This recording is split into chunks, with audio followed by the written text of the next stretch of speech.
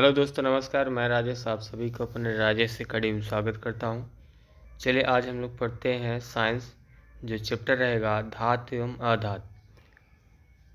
धातु अधातु, इससे हम लोग 30 क्वेश्चन प्रैक्टिस करेंगे, जिसमें आपका दिया गया है बोर्ड से रिलेटेड है। यूपी बोर्ड 2025 को देखते हुए हम लोग इसको पढ़ाई कर रहे हैं।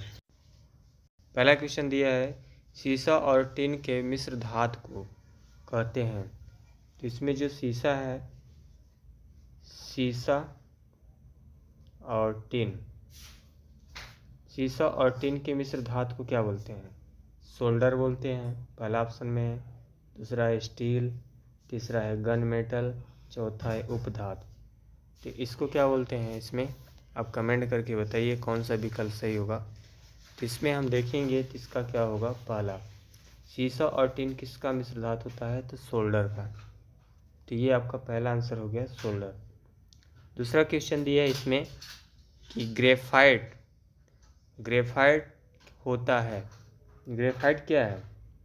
तो विद्युत का कुचालक है कि विद्युत का सुचालक है कि दोनों है, कुचालक और सुचालक, या इनमें से कोई नहीं? तो 4 ऑप्शन दिया है। इसमें आपको बताना है कि जो हमारा ग्रेफाइट है वो क्या होता है। तो ये विद्युत ऊष्मा का सुचालक है कि विद्युत ऊष्मा का कुचालक है? ये क्या है? विद्युत का सुचालक है। अब ग्रेफाइट होता क्या है?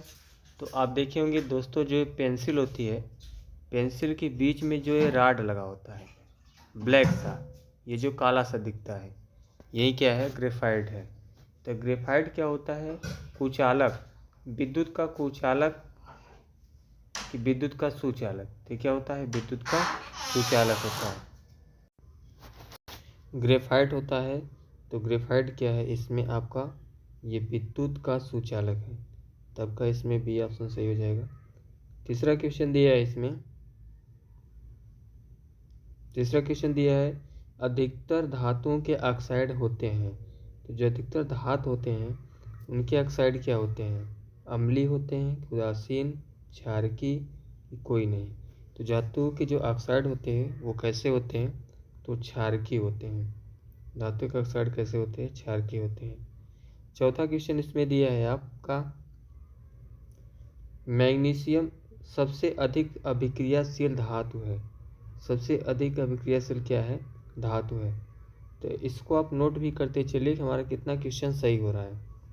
तो इसमें पहला ऑप्शन दिया है मैग्नीशियम, दूसरा दिया है कैल्शियम, तीसरा सोडियम, चौथा पोटेशियम है। तो इसमें आपसे पूछा है कि सबसे अधिक अभिक्रियाशील धातु कौन सी है, जो सबसे अधिक क्या होती है? अभिक्रियाशील होती है। अब अभिक्रियाशील का मतलब क्या होता है? जिसे आपको मैं समझाता हूँ कि आप मान लीजिए एक बाटल में या एक गिलास में पानी ले लिए, अगर इसमें हम नमक डालें, इस पानी में क्या है, मान लेते हैं इसमें पानी है और इसमें पानी में अगर हम नमक डालते हैं तो नमक क्या होता है? पानी में बहुत जल्दी घुल जाता है। तो हम बोल सकते हैं कि नमक क्या है? अधिक अभिक्रियाशील हो गया, यानी पानी के साथ बहुत जल्दी से अभिक्रियाशील कर लिया। यहीं पर यदि हम पानी को न लेकर पानी में अगर हम इसमें चीनी को डालें, मान लेते हैं पानी है, इसमें क्या करें, हम चीनी डालें, तो चीनी भी डालेंगे तब भी क्या होगा? अभिक्रिया होगा। लेकिन चीनी के क्या होते हैं? कण अत्यधिक क्या होते हैं? थोड़ा नमक के कण से भारी होते हैं, जिससे घुलने में समय लगेगा। तो हम कह सकते हैं कि इसमें अभिक्रियाशील उतना तेजी नहीं है। अगर इसी में हम और देखते हैं एग्जाम्पल, कि पानी में ही क्या करें, अगर हम कोई कलर डालें, रंग डालें, कलर डालें किसमें? पानी में ही। तो जब पानी में अगर हम कलर डालते हैं तो वो भी क्या होता है? बहुत तेज़ी से अभिक्रियाशील होता है, क्योंकि पानी में कलर डालने से तुरंत घुल जाता है। यदि हम पानी में ही क्या लें, पानी में ही अगर हम कैल्शियम ऑक्साइड डालें, चूना पत्थर, तो ये भी क्या होता है? तेज़ी से अभिक्रिया होता है। तो सेम वही पूछ रहा है कि सबसे अधिक अभिक्रियाशील कौन सा होता है। इसमें आपको ऑप्शन दिया है 4। तो इसमें क्या होगा? पोटेशियम। पोटेशियम एक ऐसी धातु है कि जो सबसे अधिक अभिक्रियाशील है। तो इसमें से आपको किसमें देखना है कि जैसे मैग्नीशियम, कैल्शियम, सोडियम और पोटेशियम, इन चारों में से पूछ रहा है कि सबसे अधिक कौन सी है अभिक्रियाशील धातु। तो आपका क्या हो जाएगा? पोटेशियम हो जाएगा। अगला देखते हैं क्वेश्चन। 5वां क्वेश्चन दिया है इसमें, इनमें से कौन अधातु होते हुए भी चमकीला होता है? यानी वो अधातु की श्रेणी में आता है। जो इसमें लिखा गया है आधात की श्रेणी में आता है, वह क्या होता है, उसमें चमक होती है, उसके अंदर क्या होती है, चमक होती है। जैसे अगर हम देखें इसमें कार्बन है, ब्रोमीन है, आयोडीन है, इनमें से कोई नहीं। 4 ऑप्शन दिया है, तो इसमें क्या होगा, आपका आयोडीन होगा। आयोडीन क्या है, आयोडीन है। अब ये आयोडीन क्या होता है, आधात होते हुए भी इसमें क्या होता है, चमक होती है। बस यही आपसे पूछा था, तो क्या हो जाएगा इसका, आयोडीन। 6वां क्वेश्चन देखते हैं। इसमें आपका दिया है, विद्युत अपघटनी परिष्करण में अशुद्ध धातु को बनाया जाता है। यानी विद्युत अपघटनी के लिए किस अशुद्ध धातु को बनाया जाता है इसमें परिष्करण के लिए? तो इसमें 4 ऑप्शन दिया गया है। पहला है एनोड, कैथोड, अपघट, इनमें से सभी। अब देखिए एनोड और कैथोड क्या होता है। मान लेते हैं कि ये सेल है, बैटरी है, तो एक में प्लस सिरा होता है, एक में माइनस सिरा होता है। तो जो माइनस सिरा वाला होता है कैथोड होता है, जो प्लस सिरा वाला होता है एनोड होता है। तो ये इस प्रकार से क्या होते हैं, धातुएं होती हैं, धाराएं होती हैं जो बैटरी में होती है, तो धातु को बनाए रखता है। तो कौन बना के रखता है इसमें आपको बताना है। तो इसमें आपका क्या होता है, एनोड होती है। जो एनोड सिरा होती है वो अधातु को बना कर रखता है, बनाया जाता है परिक्षण से। तो इसका ऑप्शन क्या हो जाएगा, ए सही हो जाएगा। 7वां क्वेश्चन दिया है इसमें। 7वां क्वेश्चन दिया है, किस रासायनिक यौगिक को गर्म करने पर प्लास्टर ऑफ पेरिस प्राप्त कर सकता है? तो इसमें क्या है, विरंजक चूर्ण, जिप्सम, चूना पत्थर, कच्चा चूना। तो इसमें कह रहा है कि किस रासायनिक यौगिक को गर्म करने पर, इसमें से हम किसको गर्म करें? क्या विरंजक चूर्ण को गर्म करें तो प्लास्टर ऑफ पेरिस मिलेगा, जिप्सम को गर्म करें तो प्लास्टर ऑफ पेरिस मिलेगा। जैसे इसमें अगर हम विरंजक को गर्म करते हैं तो क्या प्लास्टर ऑफ पेरिस मिलता है, कि जिप्सम को गर्म करेंगे तब प्लास्टर ऑफ पेरिस मिलेगा। तो इस प्रकार से ये क्वेश्चन पूछ रहा है, तो इसमें आपको आंसर देना है। तो इसका आंसर क्या हो जाएगा, बी होगा, जिप्सम। जिप्सम को अगर आप गर्म करोगे तो क्या बनता है, प्लास्टर ऑफ पेरिस बनता है।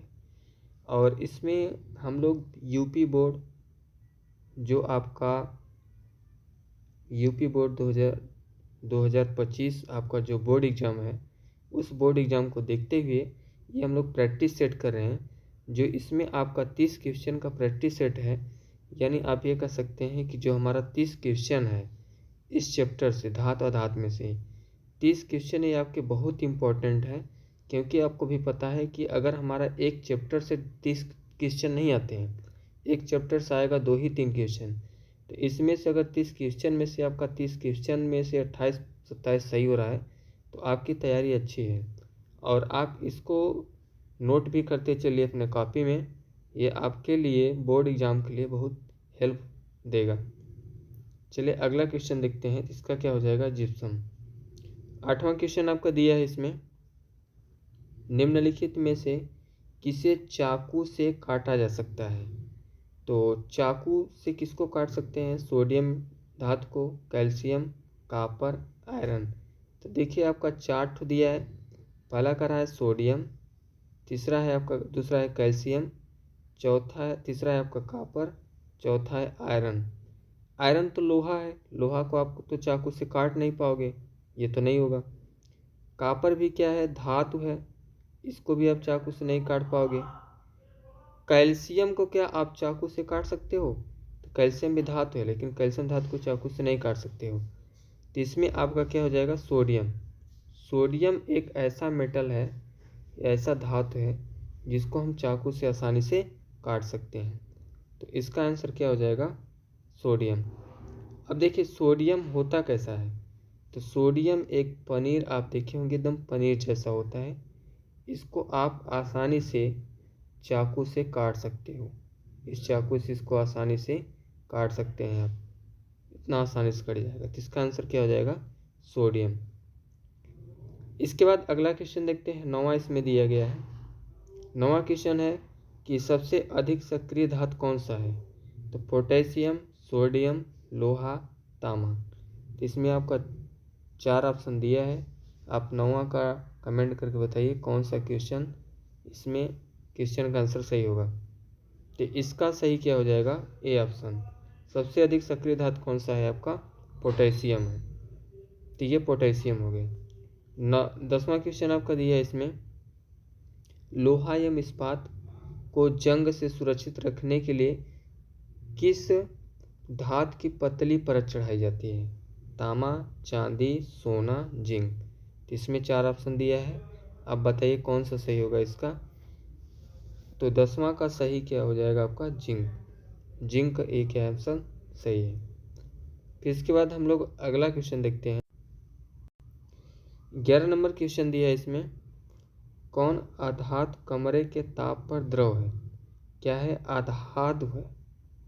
आधातु होते हुए भी कमरे के टेम्परेचर पे क्या है? वो द्रव अवस्था में पाए जाते हैं। तो क्या है? ब्रोमीन है, पारा है, तांबा है, एल्युमिनियम है। आपको दिया है 4 ऑप्शन दिया है। इसमें बताना है कि कौन सी ऐसी धातु है जो कमरे के ताप पर क्या है? द्रव अवस्था में पाई जाती है। तो ये क्या है? आपका आंसर ब्रोमीन है। ब्रोमीन एक ऐसी धातु है कि जो कमरे के ताप पर भी क्या होता है? द्रव अवस्था में पाई जाती है, लिक्विड है ये। तो अगला क्वेश्चन देखते हैं। 12 नंबर क्वेश्चन दिया गया है, बॉक्साइड निम्नलिखित में से किस धातु का अयस्क है?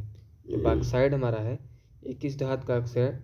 Magnesium, sodium, aluminium, barium.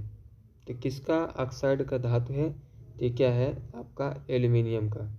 तो ये किसका बना हुआ है? एल्युमिनियम का है। अगला क्वेश्चन देखते हैं। 13 नंबर, सबसे अधिक तन्य धातु कौन सी है? तन्य का मतलब होता है कि फैलाव, जिसको बोलते हैं अपने भाषा में तानना, खींचना। तो अब मान लेते हैं कि ये क्या है? एक स्प्रिंग है। स्प्रिंग को जो आप खींचते हो तो क्या होता है? फैलता है। ये एक रबड़ है। रबड़ को आप खींचोगे तो क्या होगा? फैलेगा। तो ये तन्य है। तो तन्य मतलब हो गया तनाव। तो कौन सी धातु है? एल्युमिनियम, तांबा, चांदी, सोना। सबसे अधिक पूछ रहा है, जबकि एल्युमिनियम भी तन्यता का गुण होता है कुछ, इसमें तांबा में भी होता है, चांदी में होता है, सोना में। लेकिन इसमें से अगर चारों में से पूछ रहा है कौन सा सबसे अधिक होता है, तो इसमें से सबसे अधिक किस में होता है? सोना में। तो ये तन्यता होता है सोना में। 1 ग्राम सोने से, अगर 1 ग्राम सोना है तो उसके सोने से हम इतनी खिंचाव कर सकते हैं कि 2 किलोमीटर की दूरी तय कर सकते हैं। यानी 1 ग्राम सोने से कितने किलोमीटर की दूरी तय कर सकते हैं? 2 किलोमीटर की। चलिए आगे क्वेश्चन देखते हैं। 14 नंबर क्वेश्चन दिया है इसमें आपका, निम्नलिखित में से कौन अधातु है? आयरन, कॉपर, एल्युमिनियम और इसके बाद क्या है? Gold, Au। चारों में से बताना है कौन अधातु है। तो अधातु क्या है इसमें? आपका कॉपर। कॉपर क्या है? अधातु है। 15 नंबर क्वेश्चन आपका है, कार्बन क्या है? अधातु है, अधातु है, उपधातु है, इनमें से कोई नहीं। तो बताना है क्या धातु है। कार्बन।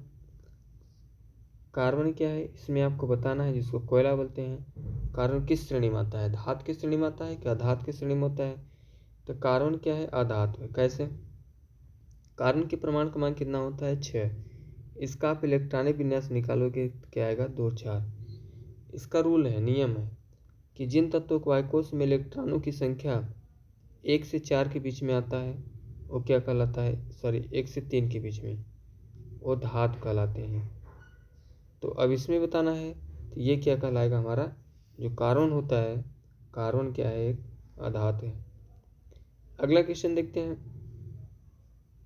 16 नंबर क्वेश्चन दिया है, निम्न में से अधातु कौन सी है? अधातु कौन सी है? आयरन है, कॉपर है, एल्युमिनियम है, उपरोक्त में से सभी। तो इसमें आपसे पूछा है धातुएं कौन सी होती है? तो क्या आयरन, लोहा क्या है?